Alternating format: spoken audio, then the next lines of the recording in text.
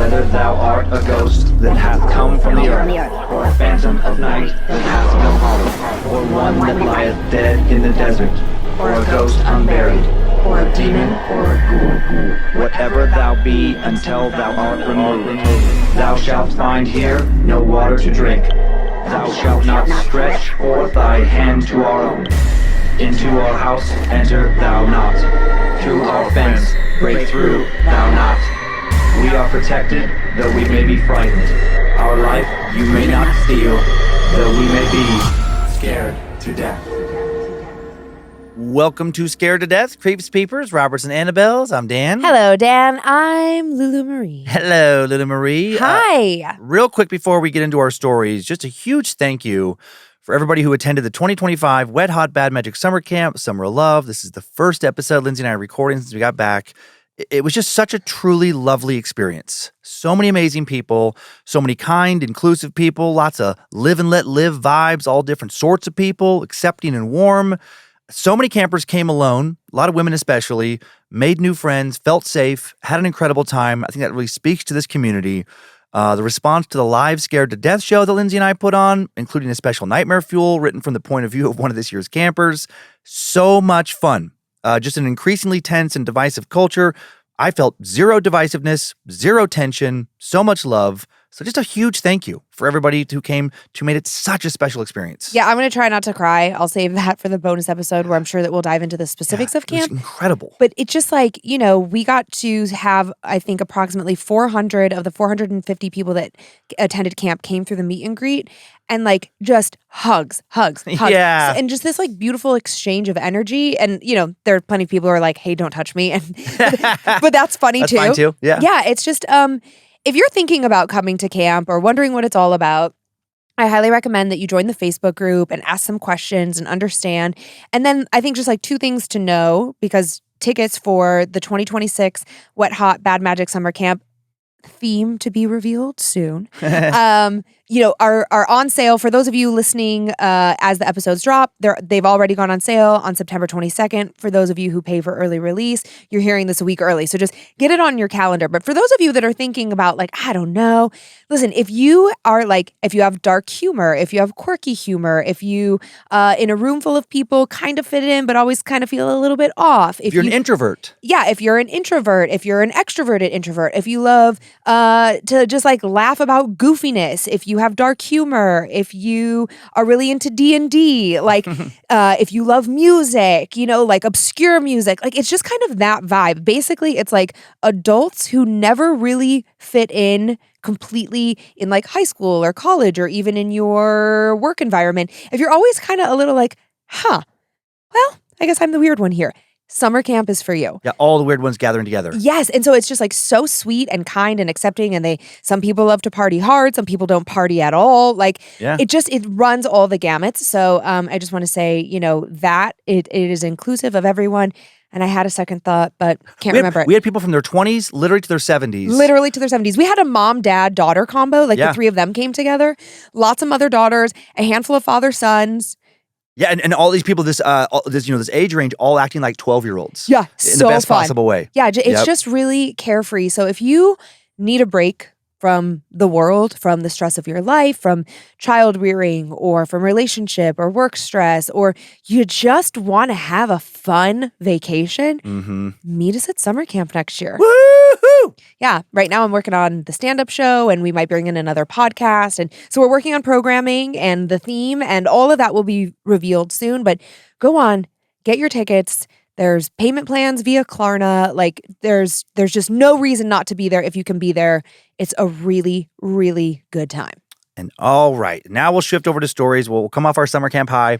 I want to stay in the glow forever. Out of those stories emailed into mystory@scaredtodeathpodcast.com, what creepy and supposedly true paranormal horror stories do you have for me and the creeps and peepers this week, Lulu Marie? Unintentionally, we are in the woods all day this week. We start in New Orleans, which, you know, hard for me to ever say no to a story from there. Yeah. And the story goes that when a nanny is out on a walk with a child that she's in charge of, things get real spoopy real fast. Okay. And then in my second story, ironically, we're headed to the woods of Pennsylvania. And I should have chosen this for the summer camp tale, but I had two other ones.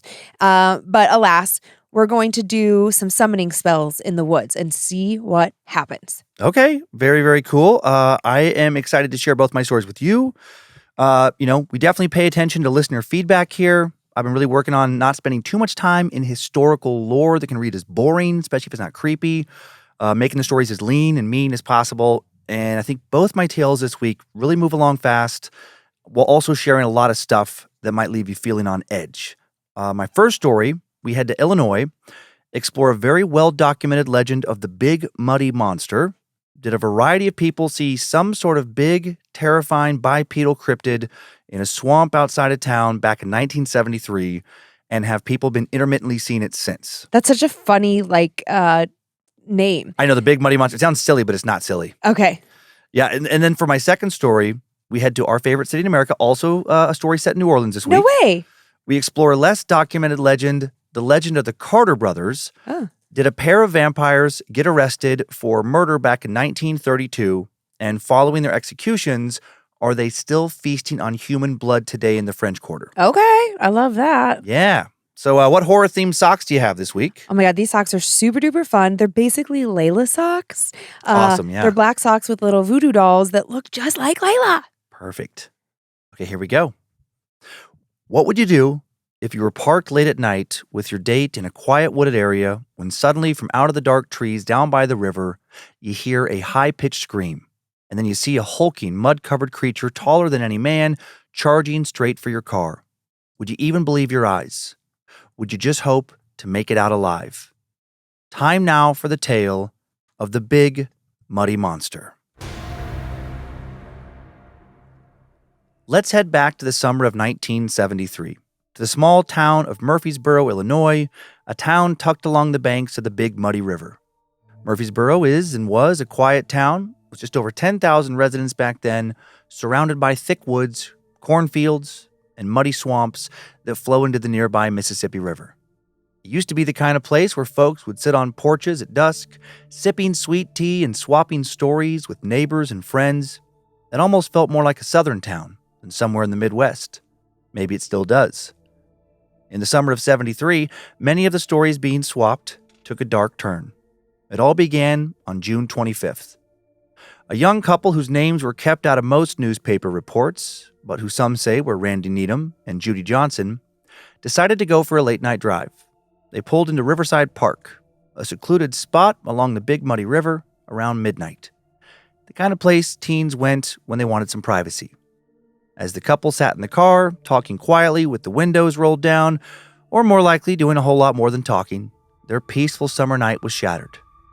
From the trees came an ear-piercing, unnatural scream. Not a human, not an owl, not a coyote, not anything they recognized. It was a sound that clawed at their nerves, high-pitched, keening, almost like a woman screaming in agony. And then as they scanned the darkness around them, something moved. The young woman gasped and pointed. And then the young man saw it too. Lumbering out from the tree line came a figure, massive, well over 7 feet tall, and covered head to toe in long, matted hair that looked filthy and so damp it was almost dripping. It looked powerful. The thing's shoulders were bulging and enormous, and its eyes seemed to catch the faint glow of the car's headlights. They were terrified. And it wasn't just the sight that terrified them, it was the smell. The creature reeked, like rotting flesh mixed with swamp water, thick enough to make their eyes water. Before either of them could move, the monster let out another shriek and started charging towards their car. Snapping out of the stupor that seeing something he couldn't wrap his head around had put him in, Randy slammed the car into reverse. Gravel flew as they tore out of Riverside Park, the thing still shrieking behind them. They didn't stop driving, and driving fast, until they were back in town, shaking, crying, and petrified. And then, instead of keeping quiet, instead of trying to tell themselves they hadn't actually seen what they'd just seen, they went straight to the Murfreesboro Police Department. And this is where the story really gets wild. The cops they speak with surprisingly don't just shrug it off. They believe them enough to investigate. Over a dozen officers drove out to Riverside Park and searched the area with flashlights. And sure enough, they actually found some evidence backing up the kids' claims. Huge footprints out in the mud near the riverbank, right where the kids said they saw this thing. Prints described as 3-toed, some measuring nearly a foot long, roughly the length of a man who wears a size 14 shoe. The officers took plaster casts, and then one officer found a strange slimy residue clinging to some tree bark where the creature had allegedly brushed past. And that horrid smell, it was still lingering in the air, an overpowering stench of decay. The officer didn't know what the hell was going on, but this certainly did not feel like a prank. For the next several nights, police patrols combed Riverside Park and the surrounding woods, searching for this creature. And they weren't the only ones searching. News in a small town spreads fast, especially news like this. And locals began heading to the park at all hours of the day and night, mostly night, hoping to catch a glimpse of the creature already being called the Big Muddy Monster. And soon enough, more sightings were reported. Just a few nights after the original sighting, two young men sitting on their porch along the river said they heard the same strange, high-pitched scream. They claimed to smell the same stench of rot and ruin. And one of them grabbed a flashlight and swore he saw a hulking figure moving to the edge of the yard before it slipped back into the trees.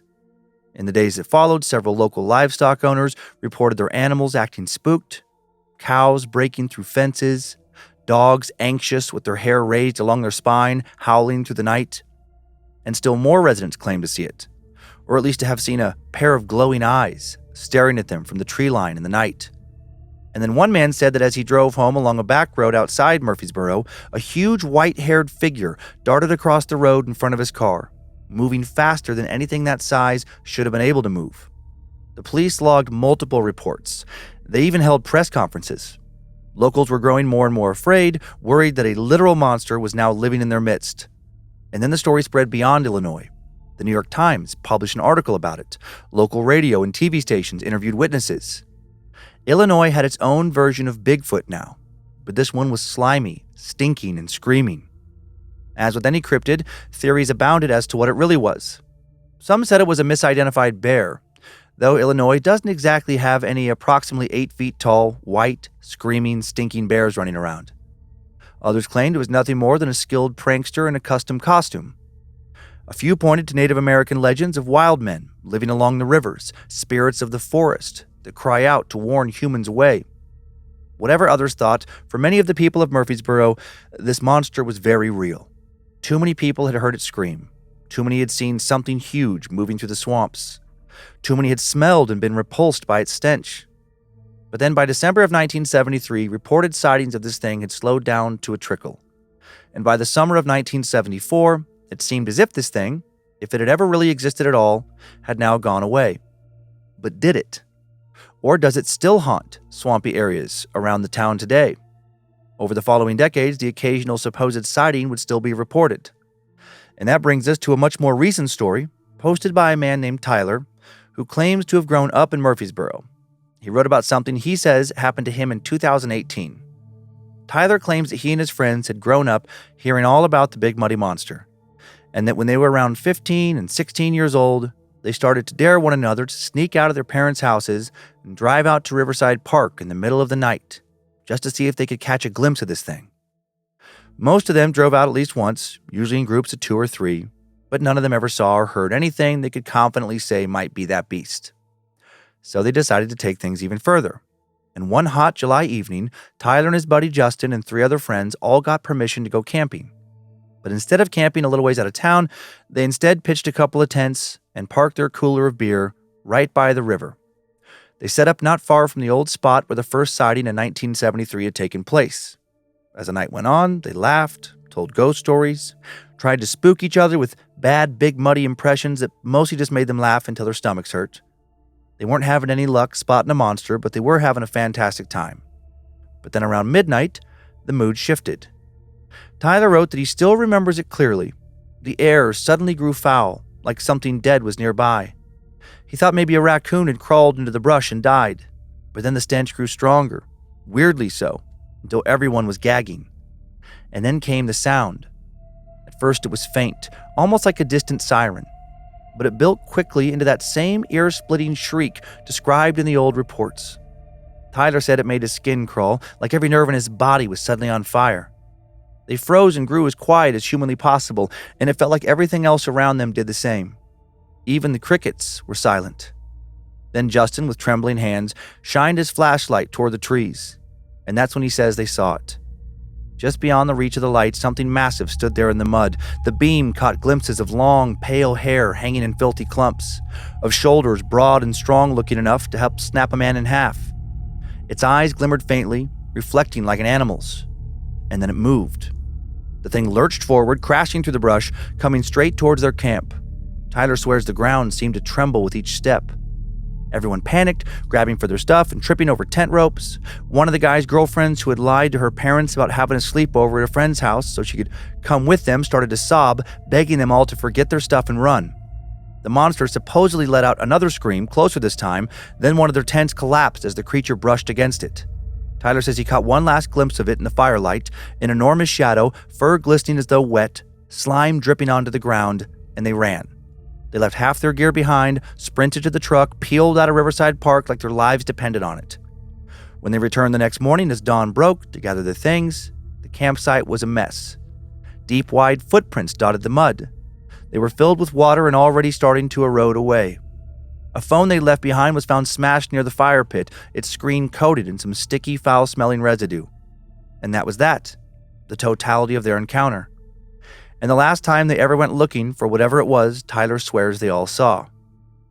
In the years since, there have been a few additional modern encounter claims, and I'll share one more.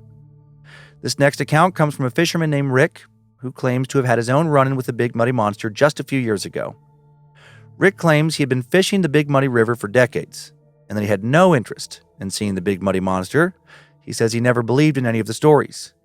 But then one late summer evening in 2020, he claims he stayed out later than usual.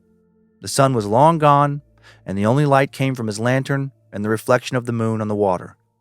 Around 10:30, he said he began to notice the woods growing unusually quiet. No frogs, no owls, just the sound of the river. And then came the smell. That same stomach-churning stench of decay. Rick said it hit him like a wave. He turned with his lantern, and there, standing at the edge of the water, was a figure, huge, stooped, and dripping with mud. Rick was so shocked he said he dropped his rod, the creature just stared at him, and then it screamed. Rick says it was so loud he thought his eardrums were going to burst. He staggered back, stumbled, nearly fell into the water. When he looked again, the thing had stepped closer, close enough that he could hear mud sucking at its massive feet. Terrified, he grabbed his lantern and sprinted to his truck. As he fumbled with his keys, he swears he saw the creature lumbering after him, moving faster than seemed possible for something its size. He peeled out of the lot, heart pounding, did not stop until he was back in town. Curious, he said he returned the next morning when it was light out, and when he went back, he said his footprints were still there by the water, and alongside them were strange prints nearly twice that size, pressed deep into the mud. So what do you think? Is the Big Muddy Monster just another Bigfoot-like legend, fueled by mostly imagination, maybe some completely made-up claims, a possible prank, and fear of the eerie stillness of some southern Illinois swamp? Or is there something real stalking the riverbank, something ancient, huge, and very much alive? The police reports, the plaster casts, the dozens of witnesses, they all say the same thing, that something unexplained has been encountered out there. If it's still around, I hope the next person who sees it can bring us some real proof. High-definition video would be great. Even better, maybe somebody can capture it. The police officers taking it seriously leads me to believe that prior to that first young couple having this encounter, that they'd been hearing something about this. Yeah, maybe. I just have a hard time believing that any cops anywhere, small town or otherwise, would have two essentially hysterical teenagers or like young 20s people come in and they'd be like, okay, let's go take some casts. You know, it's like if this is the third or fourth or umpteenth time that you're hearing this, you're like, okay, this is something. Or maybe internally somebody else had witnessed something out there and they just needed a little bit more to push it through to investigate it. Yeah. But that was like what did me in, was that not only that the police took it seriously and went to investigate it, but that they took those casts of the footprints and they could smell the smell and they saw the slime. Like, yeah, the city of Murfreesboro on their like this website, and I'll share a pic from it later, actually several, they have gathered like a bunch of like police reports and stuff from back then and have the actual original documents like in a big PDF. And it is pretty crazy that there's just, a bunch of different reports of like this happened this night, this happened that night, this happened that night. And yeah, they seem to have taken it pretty seriously. I mean, maybe originally they just thought like there's some creep out there.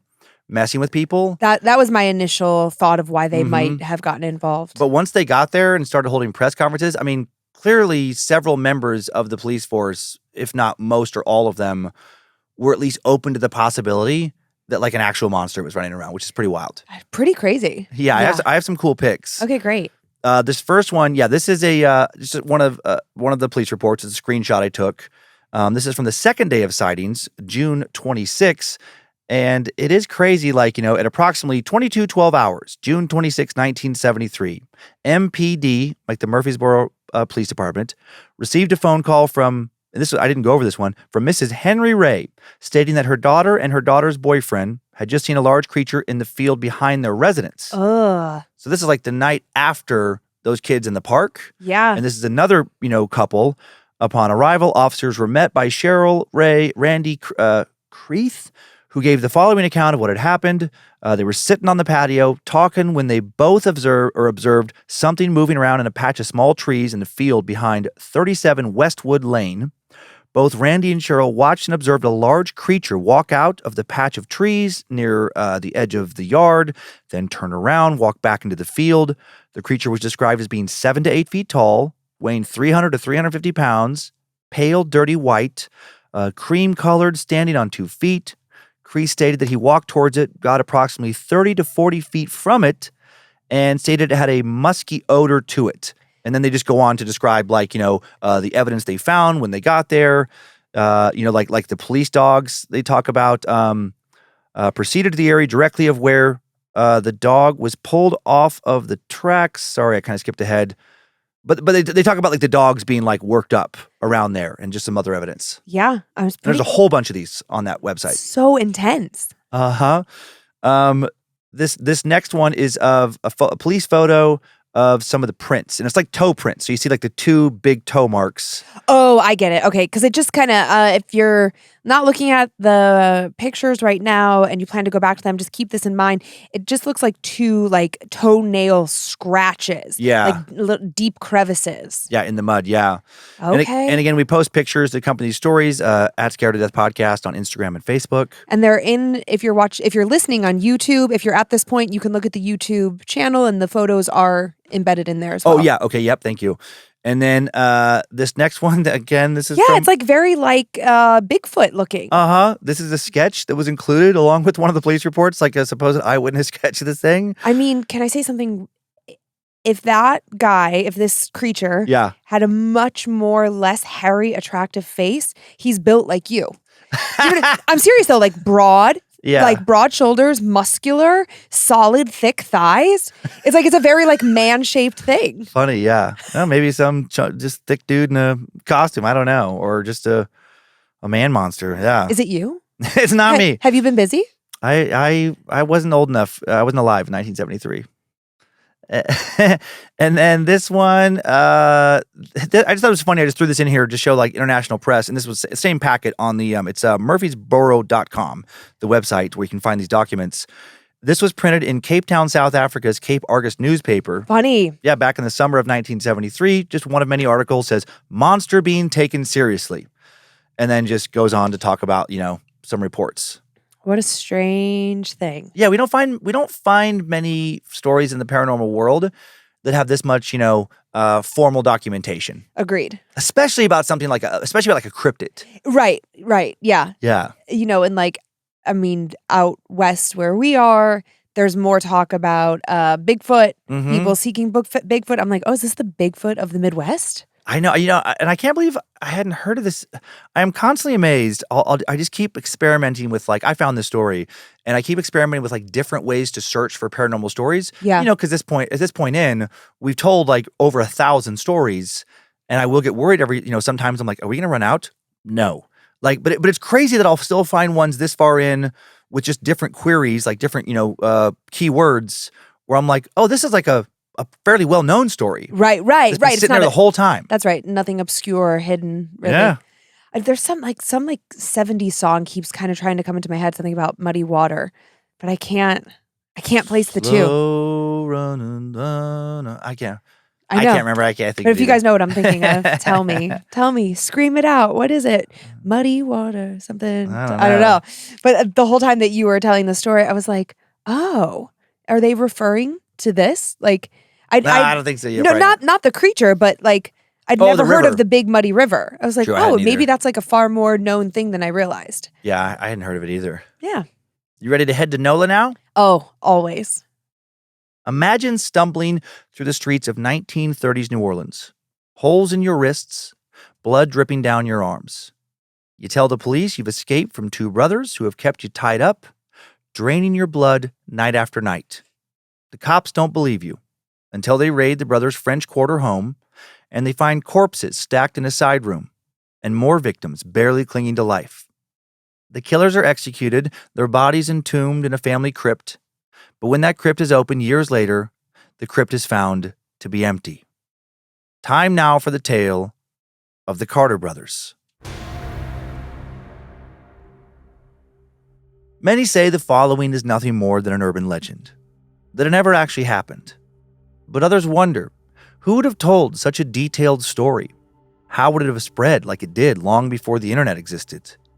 The story goes back almost 100 years, and is told today in exactly the same way as it was told back then, which doesn't often happen with legends. Perhaps this one has more truth to it than many want to believe. It was 1932 in New Orleans. The French Quarter looks much the same as it does today. Narrow cobblestone streets, wrought iron balconies, gas lamps flickering over doorways, music, mostly early forms of jazz, spilling out from dimly lit bars with laughter and chatter drifting out into the humid night air. New Orleans has been hit hard by the Great Depression, just like every other American city, but even when times are tough and hope is in short supply, there's still joy to be found in America's most resilient city. But one evening, that joy is temporarily shattered and transformed into fear when a young woman, disheveled and pale, is witnessed by many stumbling through the quarter. Her wrists are bleeding, deep, deliberate gashes run along her veins, crudely wrapped up with a filthy cloth. She's barefoot, trembling, and her eyes are wild. She collapses into the arms of a stunned passerby, begging them to take her to the police. At the station, she gasps out a story that officers can barely believe. She says she's been kept captive for days, maybe weeks, in the home of two men, or rather two creatures who look like men. She claims she was tied up with ropes at night, and every evening the men would reopen the wounds on her wrists, draining her blood into cups. She only escaped because, in their carelessness, the ropes hadn't been tied tight enough. Police, skeptical but alarmed by her condition, followed her to the address she provided, a modest residence not far from the river in the French Quarter, the home of John and Wayne Carter, two brothers in their 20s who worked down in the docks. When officers break inside, what they find is worse than anything anyone's fevered imagination could have come up with. In one room, they discover several young women, all bound, all weakened by blood loss. Their wrists show the same marks, long, precise holes that have been bandaged and reopened again and again. In another room, they find the bodies, dozens of corpses. Some report as many as, or over a dozen corpses. Some report as many as 14 total victims, stacked like refuse. Each body is pale and bloodless as if drained. And nearby, evidence of the horror, bloody cups, rags, ropes, and knives. The Carter brothers are arrested on the spot. News spreads quickly around the city. New Orleans in the 1930s is no stranger to lurid crime stories, but this, two men who called themselves vampires feeding off of blood, captures local imagination in a way few crimes had previously done. At their trial, the brothers are said to have shown little remorse. Some accounts claim they even laughed, boasting about their nightly rituals, claiming it was the only way they could survive. They're quickly convicted of multiple murders and sentenced to death. Soon, their necks are broken, and they're at the end of the hangman's rope. Their bodies are entombed in a family crypt in one of New Orleans' famed above-ground cemeteries, and instead of that being where the story ends, it's where it really begins. Years later, when the Carter family crypts are reopened to make space for more burials, the remains of John and Wayne Carter are nowhere to be found. No bones, no bodies, nothing. And now their story circulates around New Orleans again. The rumors of them being vampires are refueled. The Carter brothers, perhaps once they were just men, but when they committed their crimes, they were vampires, the undead. And they are still undead. Their executions had not killed them. It had merely delayed them in finding new victims. And now some worry that somewhere in New Orleans, they're still feeding. New Orleans has long been a city steeped in vampiric lore, more than any other in America, if not any other in the world. French Quarter tour guides today are still pointing out houses where strange shadows are said to have been seen moving across balconies, or taverns where pale strangers are seen only briefly, supposedly never drinking, allegedly never aging. I can say from my own many visits to the French Quarter over the past 6 or so years that it's the only place I've ever been where I've personally seen people who I've half-jokingly commented to someone near me some version of, if vampires are real, that person's a vampire. And the legend of the Carter brothers has become part of the vampiric lore some of these tour guides now speak of. Some locals whispered that their spirits still stalk the quarter. Others believe they have physical forms still, that their undead bodies still roam the streets searching for blood. Some tour guides talk of phantom screams near their old residence, a residence that has never been specifically identified, which either points to the story being nothing more than urban legend, or that the original sources have been lost. They didn't survive long enough to make it to the digital age. And now the ambiguity adds to the fear around the story, leading one, especially at night, to think that they could be right outside their former lair, no matter where they happen to be in the quarter. Tour guides also talk of rumors of pale women still seen wandering near the quarter, especially down by the riverbank, still clutching their wrists or their necks. More chilling are the reports of strange-looking men in old-fashioned clothing, dark suits and stiff collars, seen slipping through the alleys of the quarter, their faces long and pale, their eyes fixed on the throats of passerby. There are so many people passing by, many of them homeless or otherwise transient, people sometimes walking through the quarter without even carrying a form of ID. No one would notice or report them if they go missing, because they've already gone missing from wherever they're from. They're the perfect kind of prey for monsters such as this, if in fact these monsters are real. The following supposedly true account was posted by someone named Lewis, claiming that they were once a French Quarter bartender, working back in the late 1990s, when they claimed the following occurred. Lewis worked nights at a bar on Royal Street, one of the quarter's most active streets. A street alive with music and noise until late in the night, but by around 3 a.m., back in the 90s, things would be winding down on most of its blocks. And on most nights, as 3 a.m. approached, Lewis would find himself wiping down tables, stacking chairs, and getting ready to close. But one night, as the witching hour approached fast, he realized 2 men were still seated at a corner table. He had never noticed them before. They were unusual, not tourists and not locals he recognized. Both wore dark suits, slightly outdated in style. Their skin was exceptionally pale, like they never saw the sun. Their hair neatly combed. He was sure they hadn't ordered any drinks, at least not from him, and he was one of only 2 bartenders closing the little hole-in-the-wall bar where he worked. He would have seen them, but he hadn't, until right now. Their affect was strange. They were just sitting there, watching him. Lewis approached and said, "Hey, fellas, we're closing up. Time to call it a night." The men looked up at him slowly. Their eyes were dark, so dark he swore they almost had no whites to them. One of them smiled faintly. His teeth gleamed. He had no exaggerated fangs, but his canines looked sharp enough to make Lewis recoil. Dental implants, he wondered as he blinked, startled. Certainly wouldn't be the first time he'd seen those. NOLA has more people committed to looking like a vampire than probably anywhere else in the world, but these looked different. They looked real. And then in a few seconds, when Lewis turned to see where the other bartender was before turning back around, their table was empty. The men were just gone. How? Their chairs hadn't even been pulled out. Lewis swears he only looked away for an instant, and that there was no way they could have left without passing right by him. He was rattled for weeks after that, wondering when those strange men might come back, and also wondering who or what they were. He also made sure that he never walked out of the bar after closing to head home alone now. He made sure to walk back towards his rental several blocks away with either a coworker or a friend. He says he never saw them again, also never forgot them, and is 99% certain they were vampires, or something close to it. And now for one more claim that centers around this legend. This account comes from a woman named Elena, who stayed at a boutique hotel near Decatur Street in the early 2000s. She claimed she was in town for a wedding, that she checked into a historic inn, small, charming, with exposed brick walls and antique furniture. That first night, she says she fell asleep quickly, exhausted from traveling and working long hours the previous week. Sometime around 2 a.m., she awoke with a start. She couldn't move. Her body was frozen, locked in place. At the foot of the bed, she swears she saw 2 men standing there. She claims they were tall, pale, and dressed in clothing that was oddly old-fashioned. They were also dripping wet, as if they'd stepped out of the Mississippi itself, and she could hear water pooling on the floor. Their eyes were also fixated on her neck.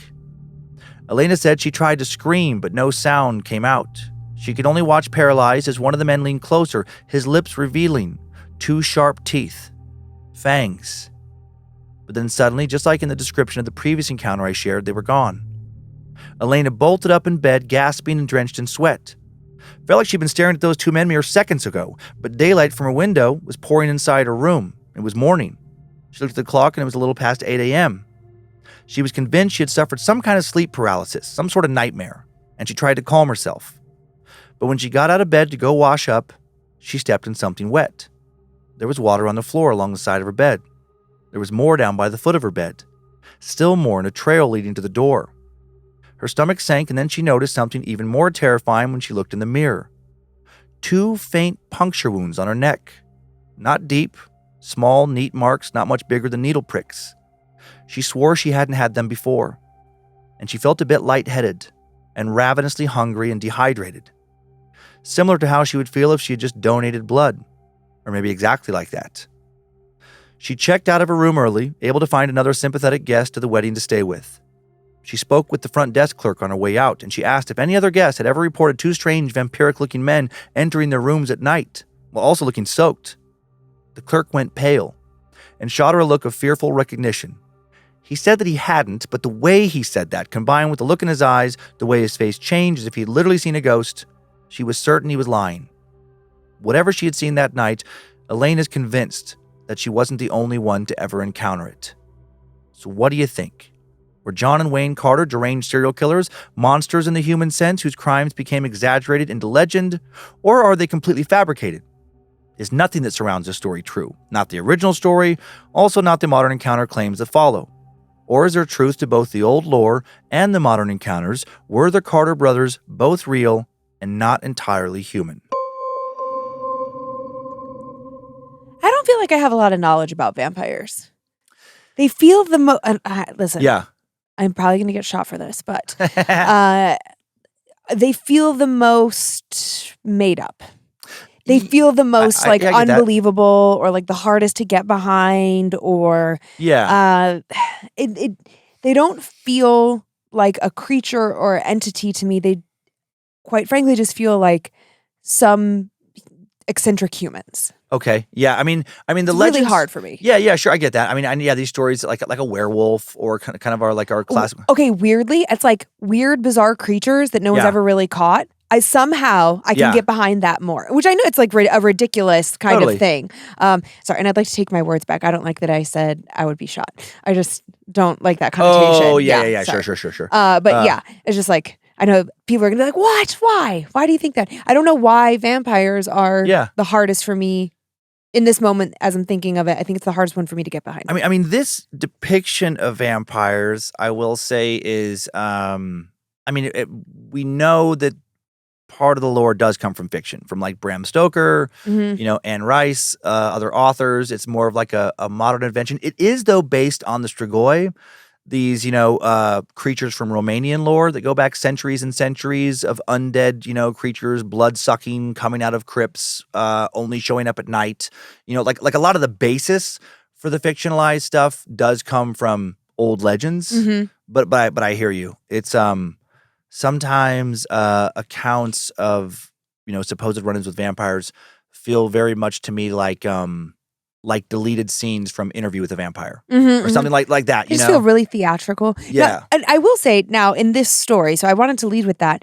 In this story, it doesn't feel that sensationalized. Mm-hmm. I mean, I'm assuming, well, maybe, I don't know, but like a police report and like they did, go to this, like. Yeah, there's no police reports with this one, which, makes it feel a little more urban legend. But I will say, just to throw our believers a bone, here, it's like, not every newspaper article from the 1930s made it to digital form. Absolutely. There could have been a fire at that police station and the forms are gone forever. No, and I don't want to discredit it and say that it's not real. I'm simply making myself vulnerable here and saying this is a hard one for me to get behind. Totally. We all have those. Yeah. And also, the Carter brothers really could just have been terrible serial killers. Yeah. And then it got twisted into a vampiric lore story. Now, the story about the bartender, though, like the more modern encounter, thinking about having been a waitress like many moons ago and like closing down a bar or whatever, there is a certain kind of eeriness that comes with it. It's like being in an airport during COVID when no one was there, or being the last person in a grocery, where it's like the lights are starting to dim, there's no activity, the music is off, so there's no ambiance. And it is inherently just a little unsettling. Yeah. And then to think that you have had all the guests of this place leave. Yeah. And then all of a sudden be like, wait, where'd those guys come from? That would freak me the fuck out. Totally. And then, of course, there's characters everywhere, but New Orleans draws in different kinds of characters. Yeah, and so, I think I could tie the two together and be like, okay, maybe my disbelief is wrongly rooted. Maybe I need to like reckon with the vampires. Yeah, totally. I have a few picks. Nothing's associated with this story. But here's a pic of just... Wait, they don't have an Instagram that you could... This is a pic from Wikipedia of just Royal Street in the French Quarter in the 1930s. I mean, Royal Street is just the best street. Yeah, it's really cool looking here. And then here's another one, also from just Wikipedia. It's just I love how similar today it looks to then, almost 100 years later. And if you're going to New Orleans anytime soon, Royal Street has some of my favorite shops. Yeah, like lots of cool little boutiques. Store, Vice and Graft is there. Yeah, there's like fun restaurants and cafes. Yeah. There's one more. It's from Pinterest. I mean, that architecture is just unfreaking believable. Yeah, it's so fun. And then last one, just a sketch that appears on various websites, author unknown, or artist unknown rather, of the supposed Carter brothers. It's a cool little sketch. Tall, thin, attractive, but also a little bit off-putting. That's That's all I got. Okay. Alrighty then. Well, let's see. Did I have any notes? Oh, just as you were talking about New Orleans, when we were traveling for camp, I watched the Spike Lee Netflix documentary Come Hell and High Water. And then we were with our friend Sean Patton, who is New Orleans native, incredible comic, great guy. Oh my gosh, he killed it. All the comics killed it. Oh my God. Yeah. We just spent a lot of time with him. And I asked him if he had yet watched Come Hell and High Water, and he said, I have. And in my opinion, it's the only documentary about Katrina worth your time and the only true story out there. Okay. It's very harrowing. It's very sad. It reveals a lot about just governments, but it was great. So if you have 3-ish hours to kill, off you go and let us know what you think. All right. Okay. Are you ready to get spoopy in New Orleans? I am. Let's go. Let's stay there. Wait, I forgot to ask you. Do you have a Layla? I do have a yellow Layla right here. Oh, Layla. All right, let's go. Hi, Lynze and Dan. Hello. Longtime creeper here. I'm a big fan of Time Suck as well as Scared to Death. Thank you. Keep up the great work, and I hope you're able to keep both podcasts going for a long time. This experience happened to me just last week, and I've got crazy goosebumps writing it down now. A little bit of setup to start. I'm from Louisiana, and I go to college in New Orleans, which is about a 5-hour drive from my hometown. My best friend since middle school, Janine, is sadly one of the busiest people I know, and I haven't gotten to see her in over a year. I miss her like crazy, but it just hasn't worked out for either of us to visit each other. The main point of including this fact is to relay that there is no way that Janine would ever visit New Orleans without mentioning it to me, and a surprise visit from her is not like her. One of my jobs while I'm a student is to babysit and dog sit for a local family. They have a baby girl and a dog named Daisy. One of my favorite things to do with the baby and Daisy is to take them on walks through the nearby woods on sunny afternoons. Daisy gets to stretch her legs, and baby girl gets some sunshine. Last week, I was walking with baby and Daisy on a walking path. I'd brought a picnic blanket and some snacks and planned to sit in a clearing just off the path, which was near a creek, and enjoy the day. As I made the 20-minute walk from the trailhead to the clearing, the temperature started to steadily drop. I remember this so clearly because I had not brought a jacket for the baby, and I was worried that she might get cold. By the time we got to the creek, it must have been 15 degrees colder than when we started walking. Daisy, who is still a bit puppyish and very playful, was acting odd too. Instead of tugging on her leash, chasing squirrels, and just generally being a nuisance, she was walking directly next to me, so close to my legs that we kept bumping into each other. I don't know why these combined facts didn't set off alarms in my head, hardcore creeper that I am. I guess I just never thought that spooky shit would actually happen to me. Pride goeth before the fall and all that. I laid out my picnic blanket and snacks and sat the baby down next to me so she could look around. Daisy chose to sit directly behind my back, pressed up against me. I just thought she was being needy. About 10 minutes after sitting down, suddenly my ears started ringing. I thought at first that it was because of the temperature drop, but this was different. I noticed suddenly that I could hear the quiet trickling of the creek, which had previously been obscured before by the sounds of birds, squirrels, and the far-off interstate. It was now totally quiet in the woods. And at this point, I could hear Lynze in the back of my head going, "Get the fuck out!" I've lived in or around the woods my whole life, and when it goes silent, at best, there's some sort of predator around. But in the middle of the city? I didn't really want to think about other possibilities.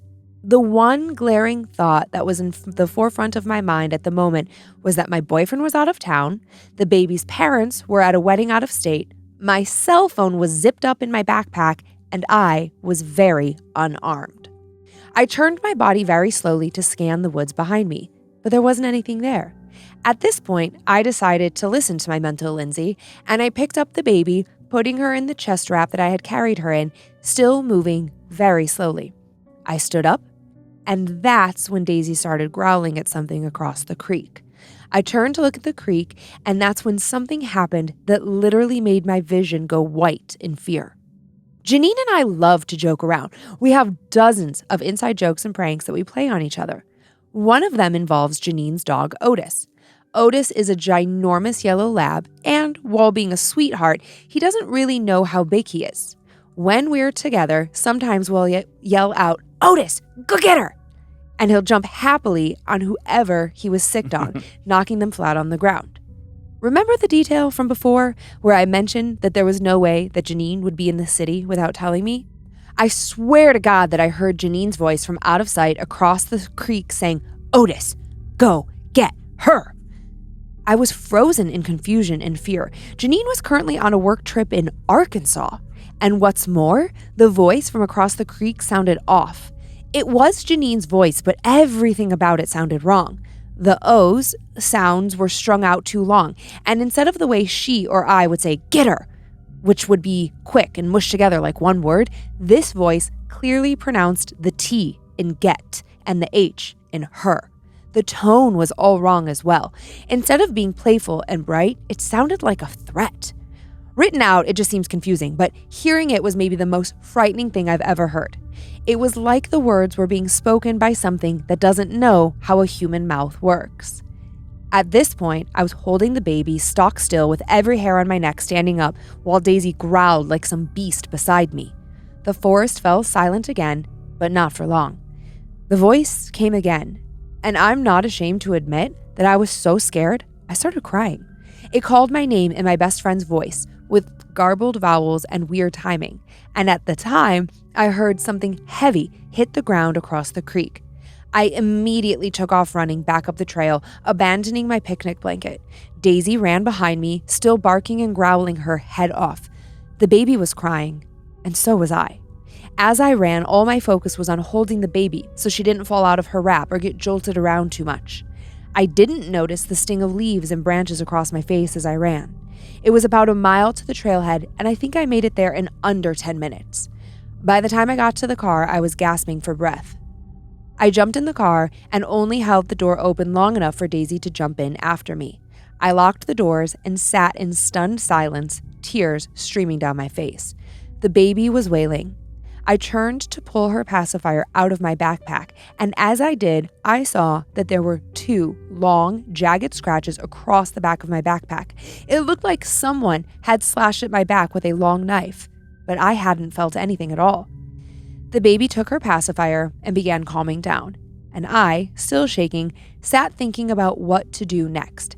I needed to put the baby in her infant car seat, but I was so scared to turn my back to the woods, and getting out of the car was a no-go. I eventually got my courage up, twisted in the car, and executed the fastest infant buckling in history. As I turned back around to start the car, Daisy began growling again, and the ringing in my ears came back with a vengeance. I got the car out of the parking lot and down the road so fast I don't even remember how I did it. But what I do remember is thinking, don't look in the rearview mirror. Don't look at the woods. Once I got home with the baby, I stayed inside and away from the windows for the rest of the day and long into the night until her parents came home. I called my boyfriend for the entire drive back to campus and had one of my friends stay in my dorm with me that night. Creeper though I may be, I ain't no fool. Thanks for reading my story. Have a spooktastic rest of your day, and may the 4th be with you. Your friend, A. Thank you, A. You know, it's funny, like, I just realized I've never thought about, like, doing outdoorsy stuff in the New Orleans area. No, it doesn't occur to me. Like, I've never thought about trailheads or, like, going on a hike or a picnic. Or, like, I don't know, which is silly. Like, Yeah. in my brain, we just haven't explored that yet. Yeah. And in my brain, not being from there, I just think of swamp. And I know there's so much more than just, like, Sure. like a crazy, dangerous, like, snakes hanging from trees. It's like, in my mind, I built it up where I'm like, I wouldn't want to go outside. But I'm like, yeah, of course. Yeah, that makes sense. Yeah, I don't even know where. Yeah, outside of like getting out of the city and going to like a swamp tour, and then Yeah. like seeing a lot of wide open land. Yeah. It's just so much city. There's Right, just right. So, like I'm just thinking about the neighborhoods that I know. I'm like, where would you even go to find this? I know. And again, in my brain, and I know this is not true. Like, I know I'm being silly, but like in my brain, I just think of alligators just being everywhere. Like every trail you would possibly go down anywhere near New Orleans, it's just like there's gators hiding around like the bend and stuff. Can I tell you very quickly? I read this crazy interview with Lana Del Rey. You know, she's married. Oh, yeah. And now she lives down there. Uh-huh. She goes swimming in the bayou now. And Yeah, once she's gotten comfortable with it, yeah. Yeah, she says that like gators swim up to her. It's like no big deal. What I'm the like, get the fuck? fuck out of here.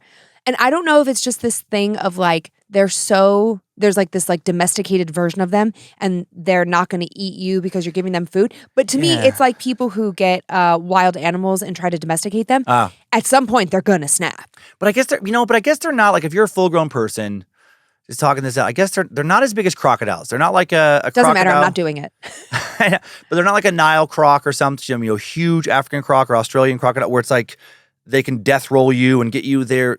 I'm not doing it. No, I don't know that I would either. I'm not even getting in like a canoe or a stand-up paddleboard. I'm just not getting in that water. But I do like hearing that. Yeah, I know. Good for her. I'm Uh-huh. like, you're brave. And maybe is she originally like from Florida? Like maybe this isn't I don't know that where she's from, yeah. foreign to her as a concept. But for me, Yeah. I'm like, Yeah, but you don't really hear about like, or at least I don't hear news reports of like another man attacked to death by alligators, you know, near don't care. New Orleans. Yeah. I'm too much of a wimp. I would know, just, they would freak just me out. smell my fear and eat me alive. Well, even Sean Patton, we were just talking about him. Yeah. He was talking about being out in the bayou recently with a buddy. Hey, he was showing us videos. Yep, they were on a little boat, and they were like, "Oh, this was our buddy. We just treated him like our pet." And he was a big ass. He was like a 6-7 foot long He alligator. was huge. Yeah. Anyways, All right. all right.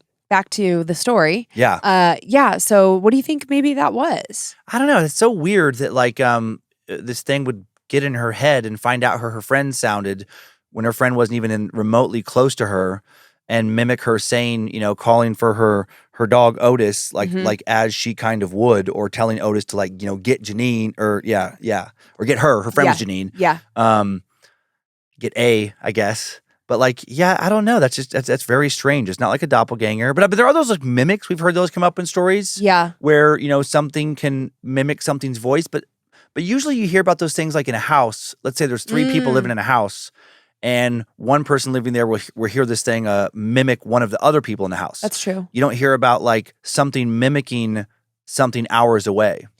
Yeah. I guess sometimes we've had some stories that are like out in like camping or hiking, like out in the woods, where people will think that they hear something or think they hear their friend's voice. So I think we have seen some mimics or like mimic behavior. Yeah. I know everything is not a freaking skinwalker. I know that. But Yeah. I do remember recently having a skinwalker story or supposed skinwalker story. And they said a very similar thing to what this person said, which is that it was like they were talking, but they didn't know how the human mouth worked. Yeah, because they always sound a little bit off. Yeah, that's like a very, I mean, please correct me if I'm wrong, but I think that with skinwalkers specifically, that's a common Yeah, that's come up before. piece in their lore or like in what people see when they see them, where I'm like, so I don't know.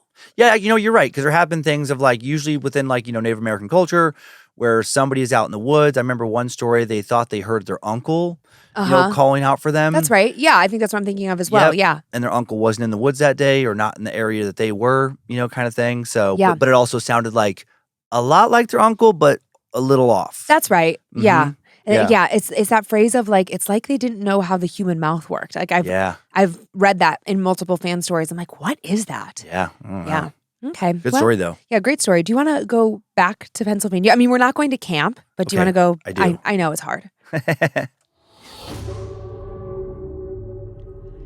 Hey, Dan and Lynze. Hello. Like a ton of stories told here before, I've gone back and forth on whether I should share mine. Part of me thinks it sounds too unbelievable, but the other part knows I'll never ever forget what happened. So maybe I should just share it. Maybe telling it will help me let it go and move on. This is something that happened when I was 12 years old. It was me and my best friend Kyle. Now in my 30s, it still creeps me out. Time now for the tale of childhood mischief. Kyle and I grew up in a small town in Pennsylvania, the kind of place with one pizza shop, one church, and way too much wooded land for bored kids to get into trouble. We weren't bad kids, but we were middle school boys whose curiosity mixed with too much free time often led to us getting grounded. Late one summer, Kyle's older brother left for college, and thus Kyle inherited his beat-up mountain bike and a stack of books. Among them was this ratty paperback called The Black Arts by Richard Cavendish. It wasn't a Satan's Bible type thing, but it did cover a bunch of folklore about rituals, witchcraft, and demonology. All the stuff that's basically catnip to two 12-year-olds trying to freak each other out. We would flip through it and laugh at how dramatic some of it was. But Kyle, being Kyle, he started daring me. Bet you won't go into the woods and try this one. I'd roll my eyes, but eventually I gave in. One July night, we grabbed a couple of candles from his mom's kitchen, stole one of his sister's fat eyeliner pencils to draw the symbols, and headed out into this little clearing we used to hang out in. It was just far enough into the woods that we felt like explorers, but not so far that our parents would panic if they found out. Kyle picked a section of the book that talked about summoning spirits for guidance. It was really more superstition than anything. It mentioned drawing a circle, lighting candles, and reciting Latin phrases. We didn't know any Latin, but Kyle did copy down a few lines from the book. We probably butchered them, but at the time, we were certain we had nailed it. So there we were, two kids sitting cross-legged in a clearing in the woods, eyeliner-drawn symbols in the dirt, dollar store candles flickering. We laughed through most of it, taking turns making spooky voices and trying to freak each other out. But then we started to settle in, and reciting the words changed the mood drastically. I can't explain exactly why, but the air felt heavier, and I remember noticing how quiet it got, like the cicadas and crickets had stopped. The candles flickered even though there was absolutely no breeze, and I swear the shadows around the clearing seemed to press in closer. Kyle, trying to play it off, said, "Uh-oh, we summoned Satan," and he gave me his goofy grin. But his voice cracked when he said it. He was nervous, and I knew it. Footsteps came next, not like a deer cat crashing through the brush. These were steady, deliberate, and definitely human. We went white, totally silent, each of us holding our breath. From the tree line, this figure appeared, a tall man in a hooded sweatshirt, holding what looked like a lantern or some kind of flashlight. At first, I thought maybe it was somebody's dad, maybe even one of our dads coming to yell at us, or maybe it was a hunter or a hiker. But then, two more figures stepped out behind him, all in black, all holding something. One had a small box, another had what looked like a staff. I don't know, it was so surreal. We didn't wait around to see what else they had. Kyle whispered, "Run!" And we did just that.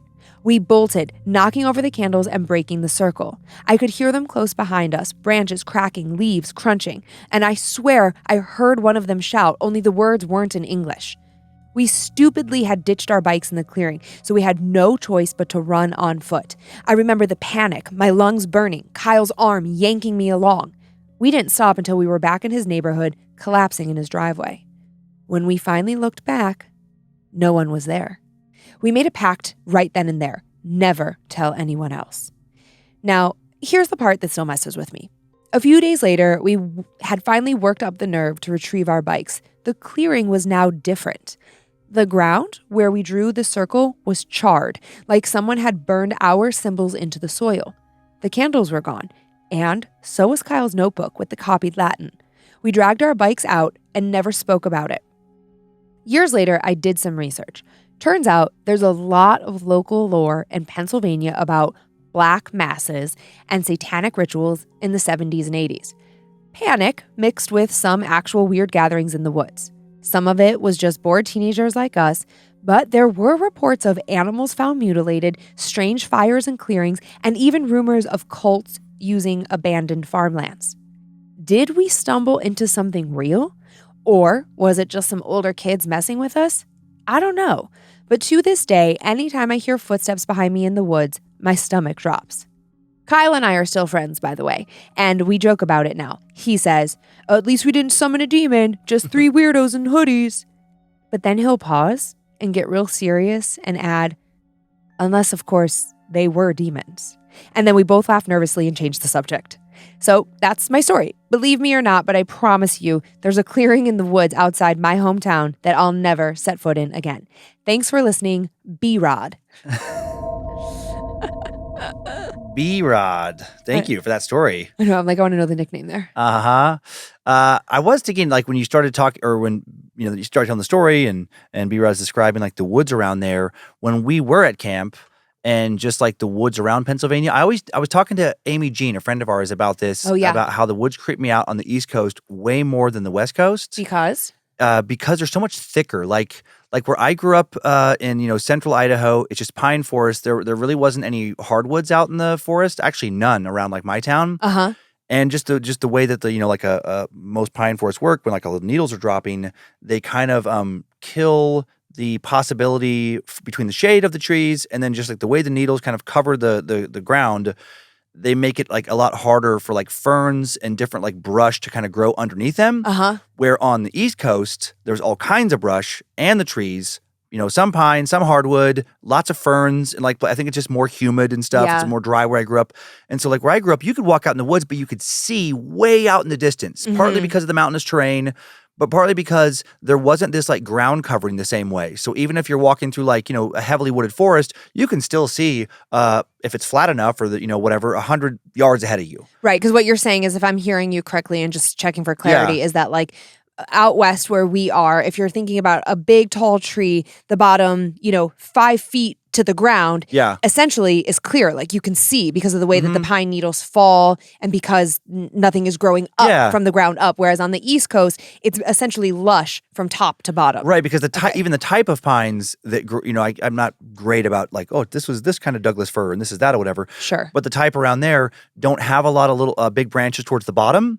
So there's almost like, you can see like 5-6 feet up in a lot of ways. You can see through them and see out in the distance. Where you're on the East Coast, I feel like there could be something, okay, like around camp, I would think there could be something 4 feet away from me. Yeah, and I wouldn't even know it. see it. That's right. Yeah. And then so like a clearing in an area like that, where all around the clearing, you have no idea who's watching you, what's watching you, and what could be popping out of those woods into the clearing at literally any moment. And it's much creepier to me. I agree wholeheartedly. And I mean, it would be a spot where if you had some little occult group and you want to try and carry out some ritual, I could totally see that. Like going out into the woods, find this little clearing, we set our candles, we have this sacrifice or whatever, this animal. And you feel really protected by your surroundings that no one's going to see you. Right. No one, if you want to be secretive, you don't want to be caught doing this. Yeah. So who knows? Like maybe they saw something paranormal, or maybe they did see some people coming out there to do some weird ritual. Yeah. I did think it was an interesting question that B-Rod asks at the end of like, did we stumble into something real?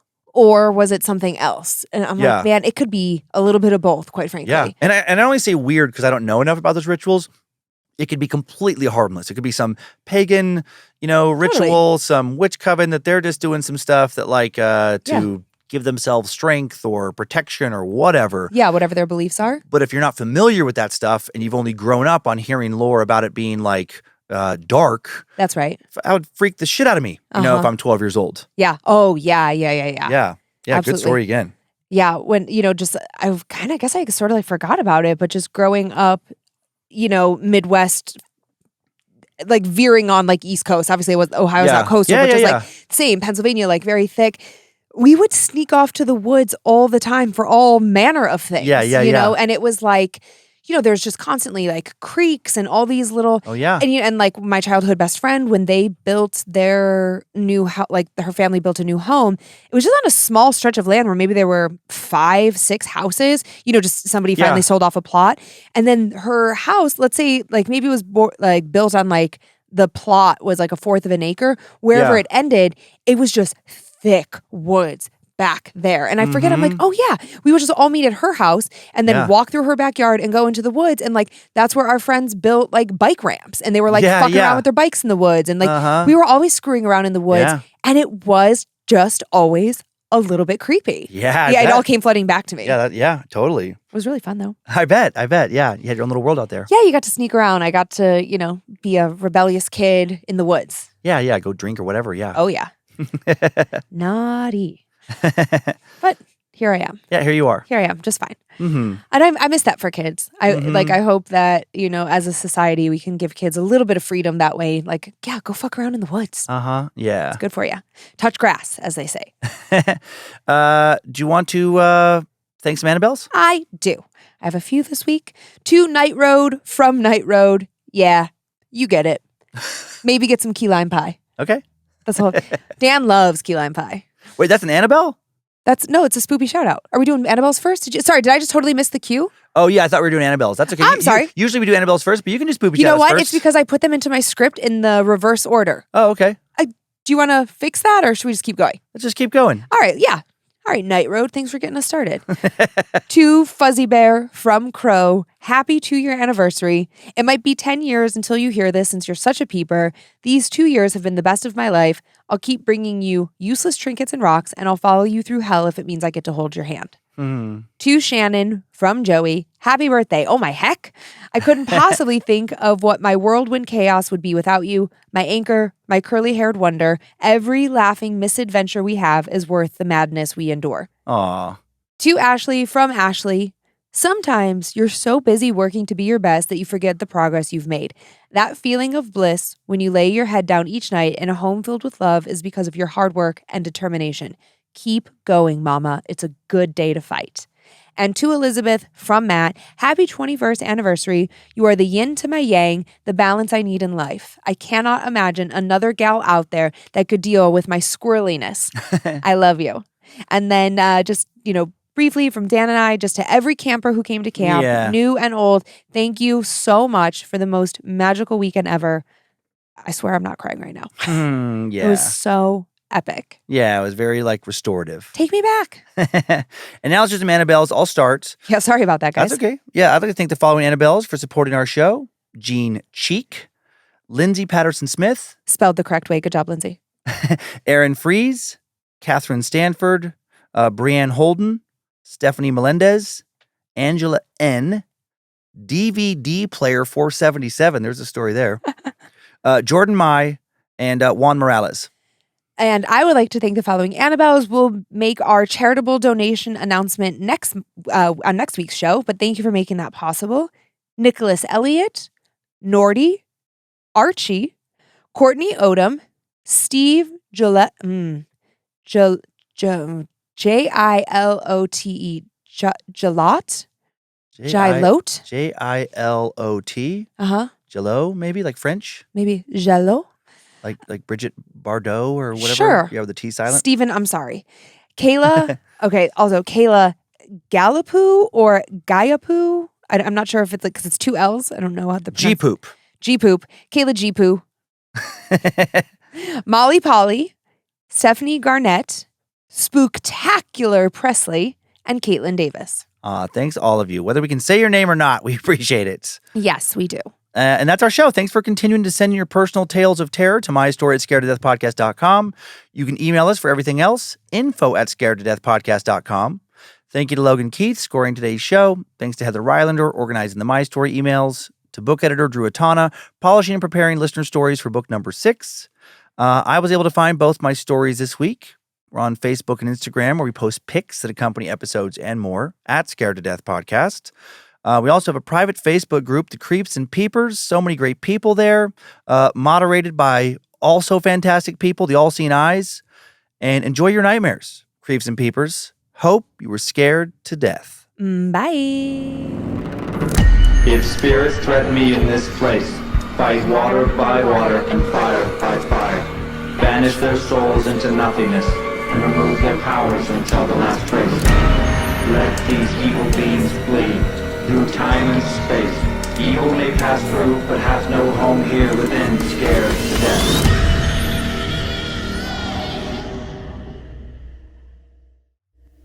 Bad Magic Productions. If that guy, if this creature Yeah. had a much more less hairy, attractive face, he's built like you.